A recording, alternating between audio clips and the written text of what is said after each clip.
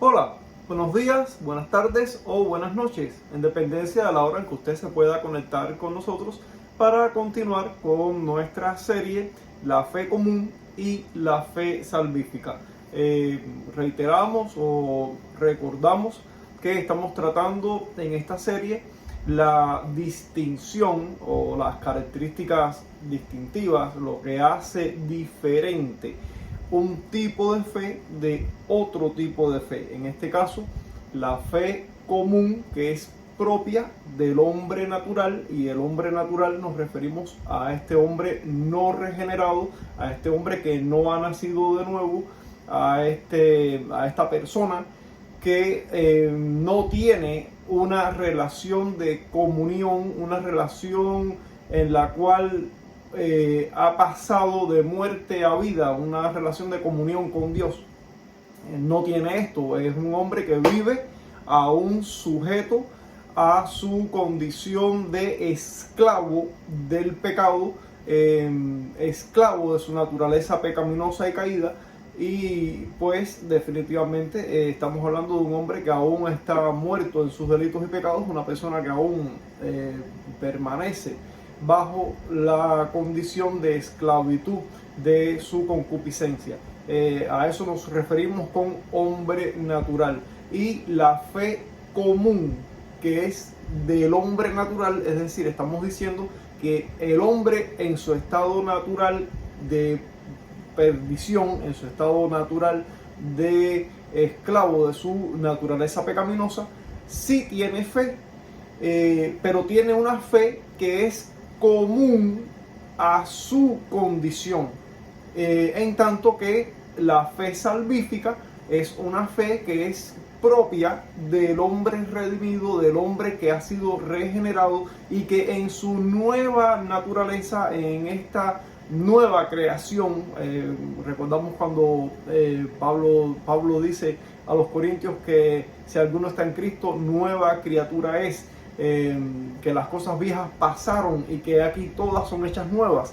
Pues las cosas viejas se refiere a la antigua vida del hombre en su estado pecaminoso, en su estado caído, en su condición de muerto espiritualmente, en su condición de esclavo de su concupiscencia o de su naturaleza pecaminosa. Esas son las cosas viejas, en tanto que estando en Cristo, esta persona estando en unión con Cristo, ha pasado a formar parte de una nueva creación, y como parte de una nueva creación también hay una fe propia de esa nueva creación, y es la fe salvífica. Y la fe salvífica es diferente de la fe común del hombre natural. Así que estamos haciendo un estudio, y yo diría que bastante exhaustivo, bastante detallado, de la distinción de estos tipos de fe, porque lamentablemente hoy por hoy en el cristianismo evangélico moderno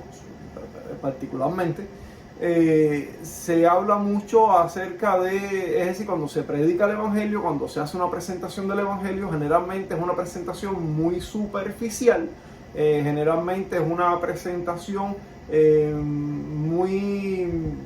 lo más simple posible, y no es que estamos en contra de la sencillez o de la simplicidad, vamos a aclarar eso también. No es una cuestión de estar en contra de la simplicidad, pero el cristianismo moderno ha adoptado una posición de el menor esfuerzo posible,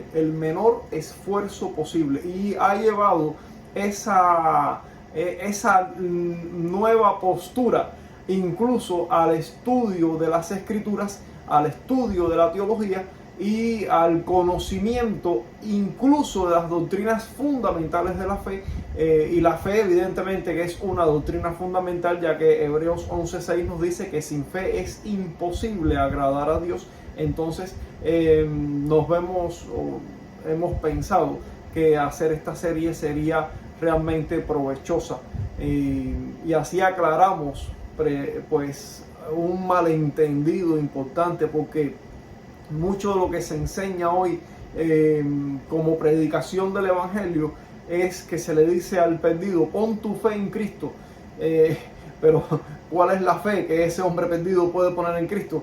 Si ese hombre no tiene la fe salvífica, entonces hay que conocer estas cosas, hay que entender esto. Y por otra parte, eso por un lado, es decir, eso es en cuanto a la predicación del Evangelio. Pero, ¿qué pasa con las personas que están en las iglesias, que han asumido una postura de fe, que han asumido que son creyentes, pero nunca se les ha explicado acerca de la diferencia entre un tipo y otro tipo de fe, porque es un asunto muy desconocido para una inmensa mayoría de creyentes actuales? ¿Y qué pasa si muchos de estos creyentes están viviendo su fe en Cristo, pero desde el punto de vista de que la fe que están ejerciendo es la fe común del hombre natural, que tiene la opción, digámoslo así, de manifestarse o de expresarse quizás también dentro del ámbito religioso? No, es decir, la fe común del hombre natural no solamente se muestra en los asuntos propios de la carnalidad más mundanal, sino que también tiene la capacidad de mostrarse o de mezclarse dentro del ámbito de la religiosidad. Y es peligroso, porque ahí es donde se engañan a las personas, ahí es donde las personas se confunden y viven toda una vida engañados a sí mismos, muchos sin conocerlo. Y no solamente estamos hablando de miembros comunes de las iglesias, sino incluso de líderes de las iglesias. Líderes incluyendo pastores de las iglesias. Muchos de estos líderes incluso desconocen este tipo de enseñanza bíblica, porque definitivamente como que están viviendo bajo la ley del menor esfuerzo, y aplicando esa ley del menor esfuerzo incluso al estudio de la teología. Muchos de ellos ni siquiera entienden que existe un tipo de fe común y un tipo de fe salvífica. Hemos dicho también acerca de la gracia común y la gracia salvífica, el llamamiento general y el llamamiento particular. Es decir, existen diferencias en estos aspectos, que son aspectos fundamentales de la fe y que no deberían desconocerse, pero lamentablemente son desconocidos para muchos creyentes. Entonces, continuamos con el estudio de la fe común del hombre natural, y hasta ahora hemos visto dos aspectos. La fe común del hombre natural es una fe que no puede salvar, es una fe que no agrada a Dios, y hoy vamos a ver que es una fe que no se rinde ante Dios o no se rinde a Dios. Hemos estado tocando reiterativamente también el pasaje de Mateo 7, 21 al 23 como ese llamado de alerta, en el cual muchos vendrán en aquel día diciendo: Señor, Señor, y el Señor les dirá: apartados de mí, hacedores de maldad, nunca os conocí. Y es un pasaje que realmente muestra de manera muy vivaz el peligro de ser engañados o de ser confundidos por medio del ejercicio de esa fe común propia del hombre natural, y que no es la fe salvífica, y pensar que se tiene una relación correcta con Dios a través de Jesucristo mediante el uso o mediante el ejercicio de esa fe común. Y el gran peligro es llegar al día del juicio, presentarse ante Dios, llamándole Señor, y descubrir ese día, para gran lamento, porque ya no habrá remedio, ya no habrá solución, ya no habrá nueva oportunidad, que el Señor los va a rechazar, y lo único que les espera será una horrenda expectación de juicio. Y eso es terrible, verdaderamente es terrible haberse pasado toda la vida,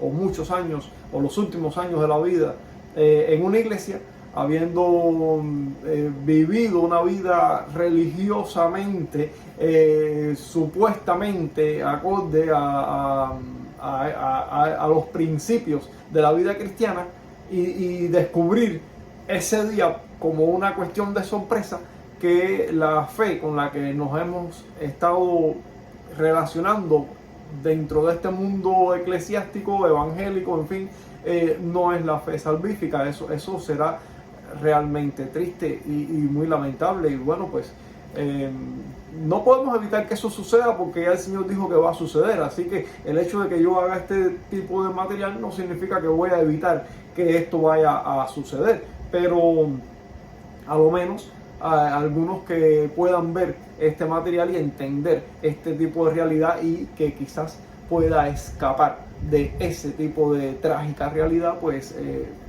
hacemos nuestra parte para tratar de traer a todo el que podamos a una verdadera fe salvífica en Jesucristo, y que libren su alma para la vida eterna. Entonces vamos a ir ahí precisamente a este pasaje de Mateo 7, 21 al 23. Dice: no todo el que me dice Señor, Señor, entrará en el reino de los cielos, sino solo el que hace la voluntad de mi Padre que está en el cielo. Muchos me dirán en aquel día: Señor, Señor, ¿no profetizamos en tu nombre, y en tu nombre expulsamos demonios, e hicimos muchos milagros? Entonces les diré claramente: jamás los conocí. Aléjense de mí, o apártense de mí, en dependencia de la versión que se lea. Aléjense de mí, hacedores de maldad. En este caso yo estoy leyendo en la Nueva Versión Internacional. Bueno, este es un texto que ya hemos estado citando, ya lo dijimos, ¿verdad? Y es un pasaje, estamos en presencia de uno de los pasajes más impresionantes de las Escrituras. Ciertamente un pasaje impresionante. Imagine la escena, por un momento, imagine la escena. Llegó el día final, ha llegado el día del juicio, y muchos se presentarán delante del Señor trayendo sus credenciales. Se presentarán delante del Señor llevando sus credenciales delante de Él. Señor, Señor, en tu nombre hicimos grandes proezas, en tu nombre profetizamos, en tu nombre hicimos milagros, en tu nombre hasta expulsamos demonios. Tremendo, ¿verdad? ¡Wow! Extraordinario, sinceramente. Pero Jesús no se impresiona. Algo está pasando, algo no está encajando bien. Jesús se ve distante, lejano, como en una expresión incómoda, en la que ciertamente el rechazo es la expresión más evidente. Algo no está saliendo bien en esa presentación. Estas personas llegaron con lo mejor de su justicia, con lo mejor de sus obras, con sus mejores credenciales, con lo mejor que podía alguien ofrecer. Y Jesús se muestra distante, incómodo ante la presencia de estas personas, y hay una respuesta del Señor que es sorprendente. Y así, sorprendente, una sorpresa, verdaderamente en ese momento. Jesús les dice: apártense de mí, malditos desobedientes, nunca los conocí. ¡Wow! ¿Qué pasó aquí? ¿Acaso estos hombres no hicieron cosas extraordinarias, cosas que incluso los verdaderos creyentes no han hecho? Pues sí, la Biblia dice que sí. Debemos tener presente que entre estos hombres, o entre los hombres inconversos, también se hallan quienes son muy religiosos. Tenemos que tener eso presente. Entre tantas religiones disponibles también se presenta el cristianismo. El cristianismo no es una religión que le resulte desagradable a mucha gente. Hay muchas personas que rechazan el cristianismo por su carácter no exclusivista, pero sí exclusivo. No exclusivista en el sentido de que el cristianismo abre las puertas delante del mundo entero para todo el mundo. Es decir, el cristianismo no rechaza a nadie. Pero sí es exclusivo desde el punto de vista de que plantea ciertas fórmulas donde dice es por aquí y solo por aquí. Y de ninguna otra manera que solo por aquí. Entonces, por ejemplo, Jesús dice, yo soy el camino, la verdad y la vida. Jesús no dice, yo soy un camino o una verdad o una vida. Jesús no dice, yo soy uno entre otros, uno entre varios. Yo soy una opción entre otras opciones. No, Jesús no dice eso. Jesús dice, yo soy el camino. Es decir, fuera de mí no hay otro camino. Yo soy la verdad, yo soy la vida. Yo soy la puerta, yo soy la vid verdadera. ¿Se dan cuenta? Es decir, Jesús no da la posibilidad para otras opciones aparte de Él.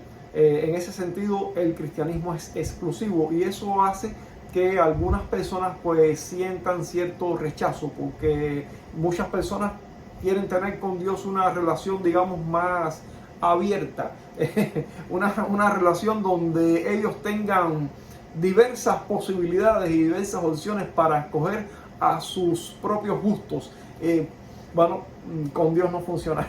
Con Dios no funciona eso. Dios ha establecido cuál es el mecanismo, cuál es la vía, cuál es la posibilidad, y sencillamente fuera de esa opción que Dios ha dispuesto no existe otra opción. Entonces eso hace que para muchas personas el cristianismo sea incluso ofensivo, le causan rechazo, pero otras tantas personas ven en el cristianismo una religión aceptable, una religión limpia, en contraste con tantas otras religiones donde todavía hay que ofrecer sacrificios de animales, donde todavía hay que hacer una serie de otros tipos de actividades, digamos, legalistas de algún tipo.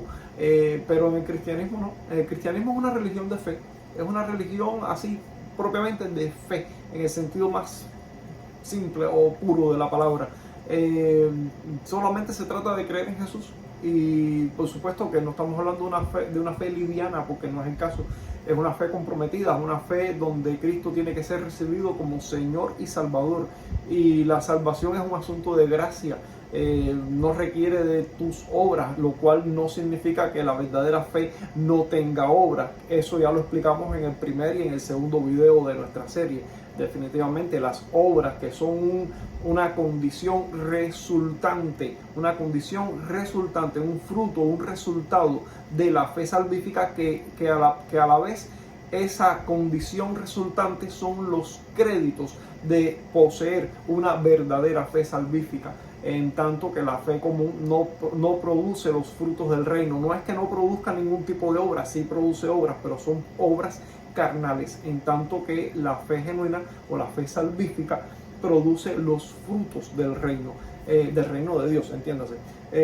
Entonces, para algunas personas o para muchas personas, el cristianismo sí resulta agradable, una religión agradable, de modo que sí aceptan el cristianismo como sistema religioso y se involucran definitivamente, y usted lo ve que hacen grandes obras o grandes trabajos dentro de la esfera de la religión cristiana, y incluso engañan a muchas personas, incluso hasta se engañan a sí mismos, porque muchos de ellos hasta podemos decir en un sentido, digamos, benevolente, podemos decir que muchos son sinceros en su actuación. Es decir, están sinceramente confundidos, están sinceramente equivocados, están sinceramente engañados, están sinceramente engañando a otras personas también,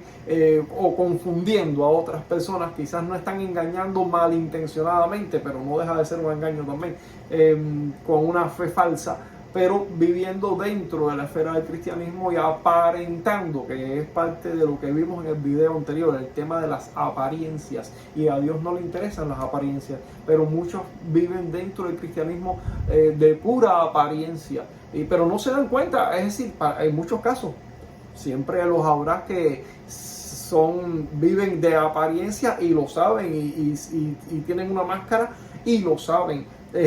Sí los habrá, seguro, pero muchos tienen la máscara pero no se dan cuenta. Vaya, no siempre es fácil explicar esto con palabras, pero yo creo que se entiende lo que estoy diciendo. Muchos están confundidos, sencillamente confundidos y confundiendo, engañados y engañando. Quizás con sinceridad y sin mala intención, pero sucede así. Pero eso no será una excusa finalmente para el día del juicio. Se presentarán delante del Señor diciendo: Señor, Señor, y el Señor les dirá: apártense de mí, yo no los conozco. Yo no los conozco. Y eso será triste, pero más que triste, será una situación espantosa, porque lo que queda después de eso es la horrenda expectación de juicio, como dice el escritor de Hebreos.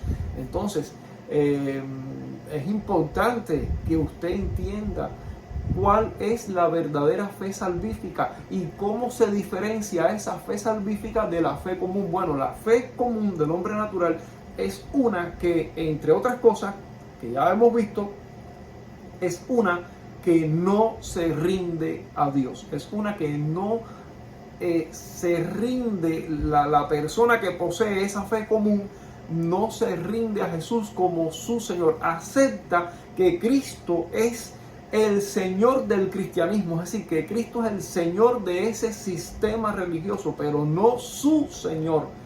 Así funciona este tipo de fe. Pero esta persona se engaña porque piensa que si él cree este tipo de cosas hasta ahí, pues que eso ya como que debe ser suficiente, o como que eso debe contar como una credencial para presentarse delante del Señor ese día. Bueno, no es de extrañarse entonces que muchos prefieran el cristianismo en lugar de otras religiones. A esto hay que sumar también que la estrategia de Satanás es engañar a los hombres para mantenerlos en su condición de perdidos, en su condición, en su estado de perdición. Y sinceramente no hay estrategia más brillante y eficaz que poner a estos hombres con una mentalidad religiosa donde ellos piensan que tienen asegurada la salvación, es decir, dentro de la iglesia de Jesucristo. ¿Qué estrategia más brillante que mantener a los hombres en su estado de perdición dentro del lugar donde ellos podrían pensar que han escapado de esa situación? Dentro de la propia iglesia. Recuerden la parábola del trigo y la cizaña. Definitivamente el trigo y la cizaña crecerán juntos. ¿Y qué pasará con qué es la cizaña? Son aquellos que no son hijos de Dios, pero que fueron plantados por el enemigo, plantados por el diablo dentro de la comunidad cristiana, es decir, dentro de la iglesia. Muchas de esas personas son engañados por el diablo. Bueno, todos son engañados, pero en ese caso todos los que son cizañas son engañados por el diablo. Algunos son malintencionados y lo saben, pero muchos no son malintencionados, son sinceros, pero no se dan cuenta que están engañados y que están en su estado de perdición, pero están dentro de la iglesia, y al estar dentro de la iglesia piensan que están en el lugar seguro. Y ser salvo no significa estar dentro de la iglesia. Claro, la Biblia enseña, Hebreos 10:25, no dejando de congregarnos como algunos tienen por costumbre. Es decir, que no estamos diciendo que la iglesia no te haga falta. No estamos diciendo que el cristiano puede ser un buen creyente alejado de la iglesia. Definitivamente ese no es el mensaje. Lo que estamos diciendo es que la salvación no está en la iglesia, la salvación está en Cristo. Ahora, la iglesia sí es necesaria para la edificación espiritual del creyente, por supuesto, y es un mandato del Señor no estar lejos de la iglesia, sino pertenecer a la iglesia visible, a la iglesia local, ser parte de ella, ser comprometido dentro de ella. Todo eso es bíblico y hay que vivir en esa conformidad, pero la salvación no está ahí, la salvación está en Cristo, no en la iglesia, y es importante entender eso. Ahora, exactamente cuál es el problema de esas personas, para ir más a lo preciso. Satanás les engañó capacitándoles con algunos actos extraordinarios, es decir, estas personas que llegarán diciendo: Señor, Señor, en tu nombre hicimos cosas maravillosas, cosas extraordinarias. Satanás los engañó capacitándoles con actos extraordinarios e hizo que estos religiosos confiaran en tales actos y que esos actos fueran como credenciales inequívocas de su aceptación por parte de Cristo. Es decir, no fue la fe en Cristo como Señor y Salvador de sus vidas lo que llevó a esas personas al cristianismo. Ellos no tienen problema en aceptar el señorío de Cristo sobre el sistema religioso, pero no tienen ninguna intención de que Cristo sea el Señor de sus propias vidas. No depositan su fe en Cristo, es decir, la fe salvífica en Cristo, sino que depositan su fe personal en los actos con los cuales fueron capacitados de parte de Satanás, evidentemente, para ser engañados. Entonces, esos actos ellos los presentan como si fueran credenciales inequívocas de su aceptación por Dios, sin embargo, o de su aprobación por Dios. Sin embargo, tal no era el caso. Estos religiosos tienen la misma fe de los demonios, que saben reconocer a Dios, saben reconocer su majestad, pero no se someten a su señorío para servirle en amor. La clave para estudiar este pasaje se halla en la respuesta de Cristo, cuando Cristo les dice: nunca los conocí, nunca los conocí. Porque a los que son de Cristo son conocidos por Cristo, son conocidos por Dios, y conocidos incluso con antelación, mucho antes de la creación del mundo. Por ejemplo, en Romanos 8, 29 y 30, la palabra dice: a los que antes conoció. Vamos a buscar ahí, vamos a ver ese pasaje. Romanos 8, 29 y 30. Romanos 8. Ok. Aquí está. Romanos 8, 29 y 30. Dice. Aquí. Dice: porque a los que antes conoció, porque a los que antes, y ese antes es antes de la fundación del mundo, como lo dice Efesios capítulo 1, los versos 4 y 5 específicamente. Dice que fuimos conocidos desde antes de la creación del mundo, es decir, conocidos y predestinados desde antes de la creación del mundo. Así que cuando Romanos 8, 29 dice: porque a los que antes conoció, de acuerdo a lo que la Biblia enseña también en otras partes, como en el caso de Efesios capítulo 1, hay que entender que ese antes se refiere a antes de la creación. Y dice: a los que antes conoció, también predestinó para que fuesen hechos conformes a la imagen de su Hijo, es decir, de Jesucristo, para que Jesucristo sea el primogénito entre muchos hermanos. Es decir, que los que son de Cristo, los que son de Dios, son conocidos por Cristo incluso desde antes de la creación del mundo. Pero la respuesta que Jesús le da a estos religiosos, ahí en Mateo 7, Él les dice: nunca los conocí. Y es un detalle importante, porque te dice que estas personas nunca fueron conocidas por Cristo. Estamos entrando en materia de una doctrina que se llama elección y predestinación, la cual es una palabra fea para algunas personas que no les gusta esa doctrina, pero nosotros no inventamos la doctrina. Definitivamente nosotros no la inventamos, nosotros sencillamente la extraemos de la palabra de Dios, porque la Biblia sí establece la doctrina de la elección y de la predestinación. Pero en este caso no nos vamos a adentrar o a tratar de explicar esa cuestión, no es nuestro tema de hoy, pero sí estamos notando, estamos viendo que la Biblia enseña que a los que Dios antes conoció los predestinó. Y Efesios 1, 4 y 5 dice que fuimos conocidos, que fuimos predestinados desde antes de la creación del mundo. Vamos a ver un pasaje ahí en 2 Timoteo 2:19, es un pasaje interesante también. 2 Timoteo 2:19 dice, 2 Timoteo 2:19 dice allí: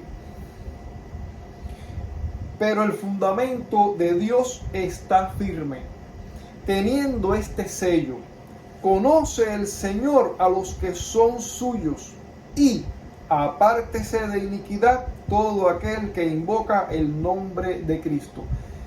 Noten, este pasaje está tremendo también, un pasaje maravilloso. Bueno, qué cosa en la Biblia no es maravilloso. Pero bueno, este pasaje de 2 Timoteo 2:19, el Señor conoce a los que son suyos. Dice que el fundamento de Dios es firme, teniendo este sello. Hay algo de firmeza y hay un sello de garantía en este caso. Y es que Dios conoce a los que son suyos. Y apártese de iniquidad todo el que invoca el nombre de Cristo, todo el que se une a Cristo. La condición resultante de unirse a Cristo por medio de la fe es apartarse de la iniquidad.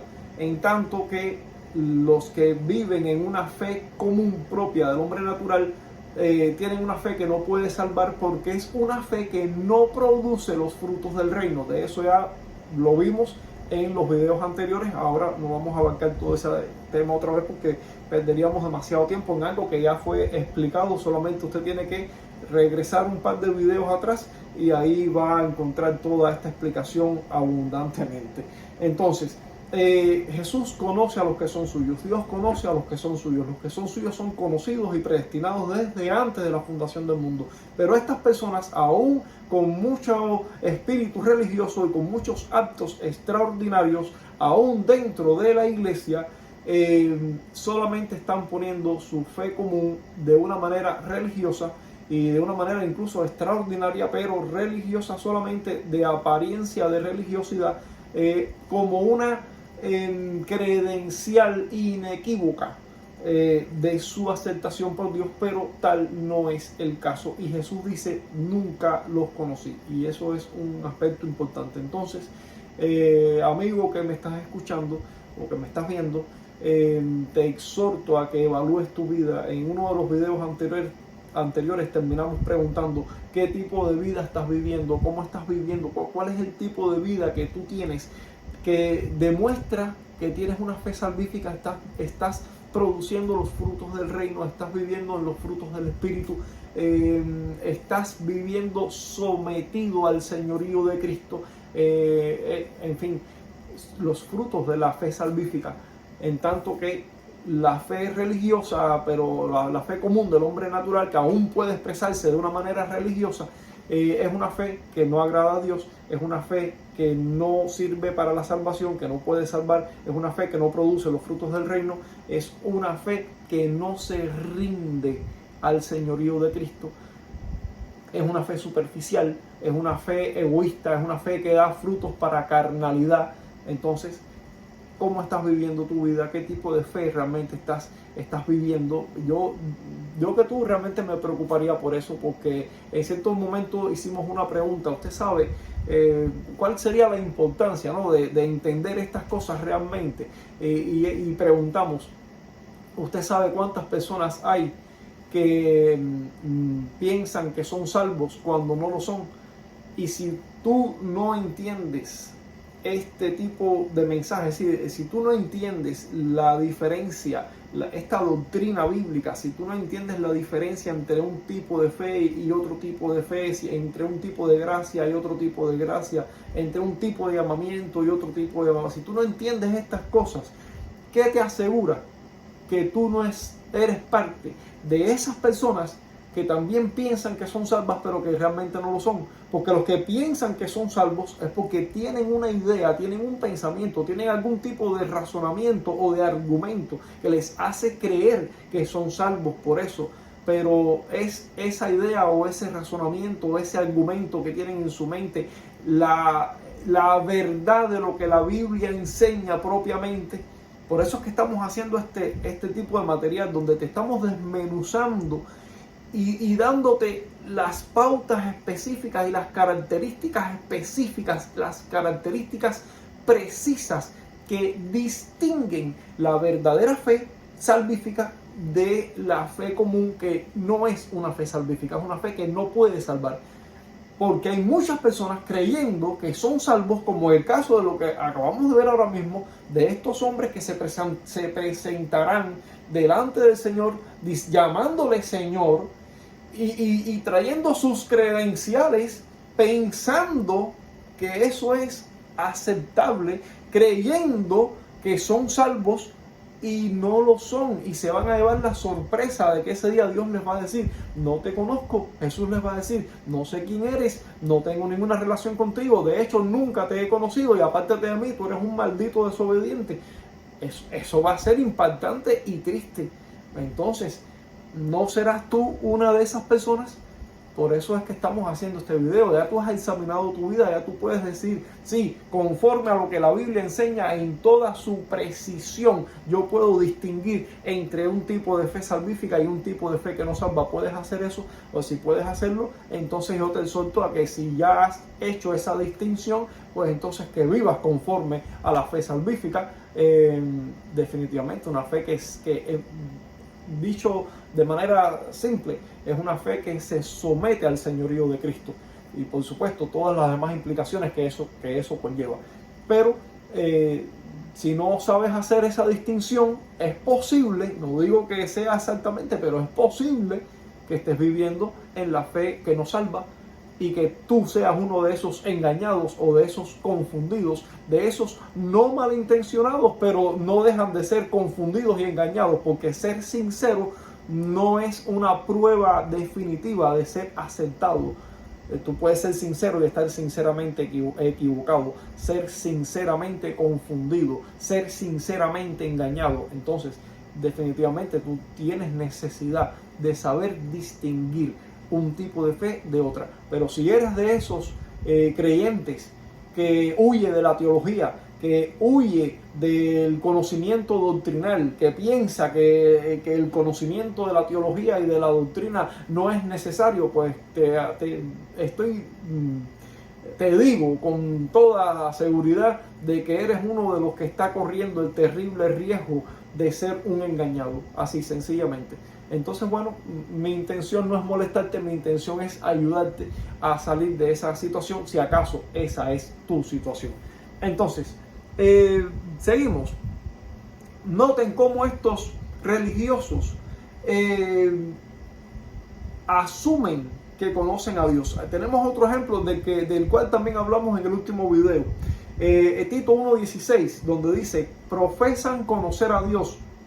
Nota, profesan conocer a Dios, pero sus hechos lo niegan, siendo odiosos o abominables, como dice la Reina Valera, y rebeldes, incapaces de ninguna buena obra.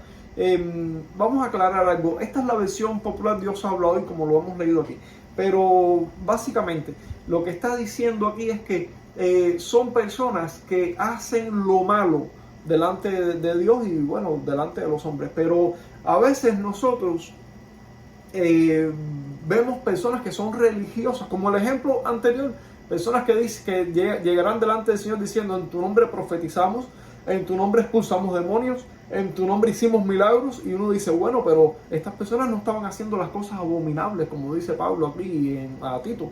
¿Qué pasa?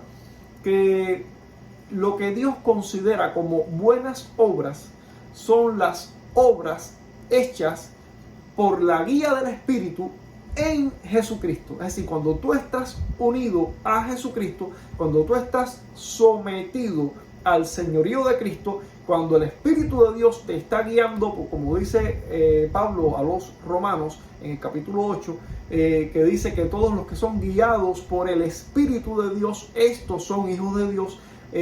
Las obras que son el resultado de esa guía del Espíritu, las obras que son el resultado de la producción del fruto del Espíritu en tu vida, las obras que son el resultado de ser llenos del Espíritu Santo, las obras que son el resultado del sometimiento al señorío de Cristo, son las obras que cuentan delante de Dios como buenas obras.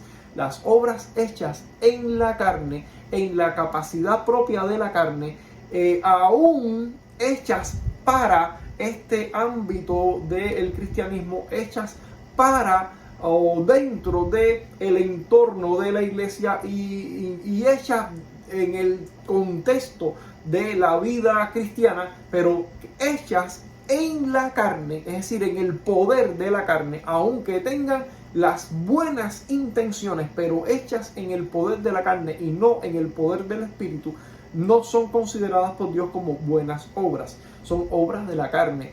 Que tengan una intención u otra intención, que sean sinceras o no, todo eso puede variar de una forma o de otra, pero si son obras hechas en el poder de la carne y para satisfacción de la persona en sí misma, no para la gloria de Dios, no son obras que Dios cataloga o que Dios considera como buenas. Esto es otro detalle importante. No se trata solo de hacer cosas que aparentemente son buenas solo porque en apariencia lo son, sino porque son hechas en el poder, en la guía del Espíritu Santo, por la llenura del Espíritu Santo, como resultado del fruto del Espíritu Santo y por el sometimiento al señorío de Cristo y para la gloria de Dios.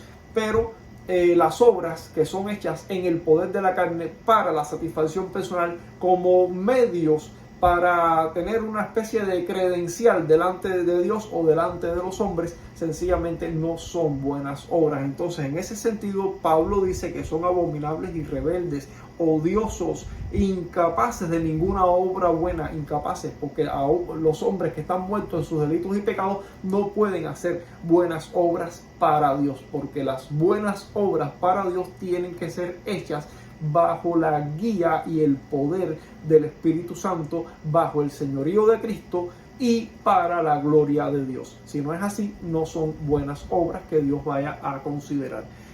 Noten cómo estos religiosos asumen conocer a Dios. Ellos realmente piensan que tienen una relación cercana con Dios, pero sus acciones hablan en la dirección contraria. Otro pasaje muy significativo es Hechos 26 del 27 al 28, donde aparece el rey Agripa con Berenice, con el gobernador romano Festo y Pablo, que está preso en ese momento. Y aquí encontramos a Pablo haciendo su exposición de su defensa del evangelio ante Festo, el gobernador romano, y Agripa y Berenice. Entonces ahí encontramos que dice lo siguiente: Rey Agripa, es cuando Pablo responde, se dirige directamente al rey Agripa. ¿Crees tú en los profetas? Y responde el propio Pablo por el rey: yo sé que crees. Y Agripa respondió a Pablo: en tan poco tiempo me persuadirás a que me haga cristiano. Estamos leyendo la Biblia de las Américas. Aquí encontramos a Pablo exponiendo su defensa del evangelio ante Festo, el gobernador romano, el que sustituyó a Félix. El rey Agripa, nieto del rey Herodes, Herodes el Grande, el que mató a todos los niños en Belén. Agripa con su esposa Berenice, que Berenice era una descendiente de los príncipes asmoneos. Los asmoneos, cuando usted lee la literatura intertestamentaria, es decir, los libros que aparecen entre los testamentos, por ejemplo, primera y segunda de Macabeos, estos macabeos, los príncipes macabeos que terminaron tomando el poder en Jerusalén y tuvieron su victoria sobre los sirios, rededicaron el templo nuevamente, es decir, hicieron algunas cosas muy buenas, lograron una independencia temporal para Israel y crearon una especie de dinastía no davídica, es decir, una dinastía sobre Israel y sobre Jerusalén, que no era propia o descendientes de David como tal. Fue algo temporal y crearon una especie de dinastía, es decir, un grupo de reyes descendientes de estos, de los macabeos propiamente, y bueno, se les llamó así asmoneos. Berenice era una descendiente de estos príncipes asmoneos. Agripa y Berenice eran reyes sobre el pueblo judío, y aunque Agripa era medio edomita por causa de su abuelo, de que Herodes el Grande, que era de Edom, pero no obstante, por haber nacido en Israel y por su unión conyugal, es decir, por haberse casado con esta mujer Berenice, que sí era una judía legítima y además perteneciente a la casta real, pues podía considerársele como un verdadero judío.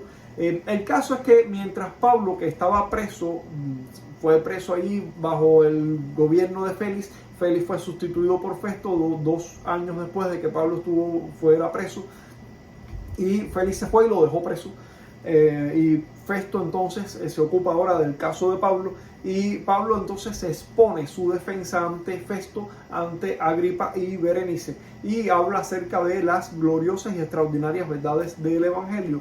Pero Festo, quien no era judío, era romano, y no entendía todas estas cosas de las profecías, de la literatura judía, en fin, no entendía nada de esto, le increpó llamándole loco en presencia de todo. Pablo, te has vuelto loco, las muchas letras te han vuelto loco. A lo que Pablo, con mucho respeto, con mucho tacto y también con algo también de mansedumbre, responde que él no estaba loco, a causa de creer en el mensaje del Evangelio, puesto que las cosas que él estaba defendiendo eran de conocimiento y de dominio público, pues no se habían hecho estas cosas escondidas en ningún rincón oscuro, sino que habían sido siempre declaradas a la luz pública. Todo el mundo conocía de estas cosas, y en este caso pues el rey Herodes, que era judío y que conocía acerca de la literatura profética judía del Antiguo Testamento, todo lo que los profetas enseñaban acerca del Mesías, en fin, él sí sabía de estas cosas, lo mismo que Berenice.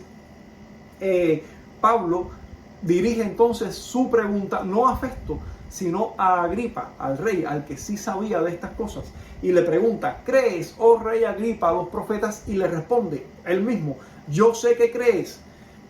Noten el detalle, Pablo está asumiendo que Agripa tiene un tipo de fe que le hace creer en las enseñanzas del Antiguo Testamento, de los profetas en este caso.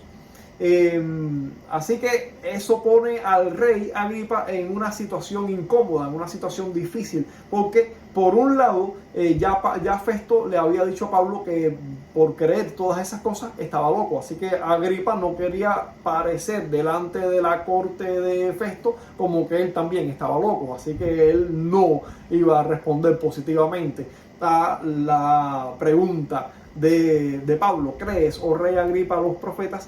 Y Agripa le responde: en tan poco tiempo estás tratando de persuadirme a ser cristiano. Definitivamente usó una respuesta diplomática para salir limpio de ese asunto, para que Festo no lo viera como loco y al mismo tiempo no decir que él negaba las profecías de los profetas. Como ni una ni otra, y sí y no. Una respuesta diplomática, un político, definitivamente. Entonces, se dan cuenta, pueden ver el detalle. Pablo le dice a Agripa que él sabía que Agripa sí creía en las escrituras. Sin embargo, el rey Agripa decidió que la fe que él tenía en las escrituras no lo llevaría a someterse al señorío de Cristo, no lo llevaría a recibir a Cristo como su Señor y Salvador. ¿Creía el rey en los profetas? Sí. ¿Creyó el rey en Cristo luego de pesar toda la evidencia que Pablo ponía delante de él? Pues no. ¿Por qué? Pues porque Agripa solo era un religioso más, y un político más que un religioso. Conforme a su cómoda fe intelectual que le movería solamente y a lo sumo a participar del culto público, para mantener su apariencia ante el pueblo que gobernaba, es decir, gobernaba sobre el pueblo judío, tenía que mostrar una apariencia de religiosidad, y el tema de la apariencia es parte de lo que hablamos en el video anterior específicamente, pero jamás se comprometería con Jesús como su Señor personal. Él siempre sabría que los profetas, es decir, el rey Agripa siempre sabría por lo que los profetas habían enseñado que Cristo es el Señor, pero cuando tuvo la oportunidad de declararlo su Señor, se negó. La fe de estos hombres jamás se rendirá a Dios para servir a su voluntad y darle gloria. Entonces podemos ver en estos ejemplos bíblicos que estamos exponiendo que la fe común del hombre natural es una fe que no se rinde al señorío de Cristo, que no se rinde para la gloria de Dios, que sí mostrará aspectos de religiosidad y de aparente compromiso con la religión verdadera, pero a lo sumo solamente será eso, una apariencia de religiosidad dentro del mundo eclesiástico, pero nada más que eso. No se someterán al señorío de Cristo. Ellos asumirán que Cristo es el Señor del cristianismo, el Señor del sistema religioso, pero no el Señor de sus vidas. Entonces, te exhorto a que sigas aprendiendo acerca de las diferencias entre la fe común y la fe salvífica, porque definitivamente, como vimos en el primer ejemplo de Mateo 7, de estas personas que se presentarán delante del Señor y a quienes el Señor va a rechazar, pero ellos se presentarían pensando que iban a ser recibidos por el Señor, llevando credenciales que aparentemente eran suficientes para ser recibidos. Sin embargo, se van a llevar la terrible y lamentable sorpresa de que sus mejores credenciales no les servirán y que el Señor sencillamente hará rechazo de ellos. No seas tú uno de esas personas. Dios te bendiga y te invito a que vuelvas a ver nuestro siguiente video.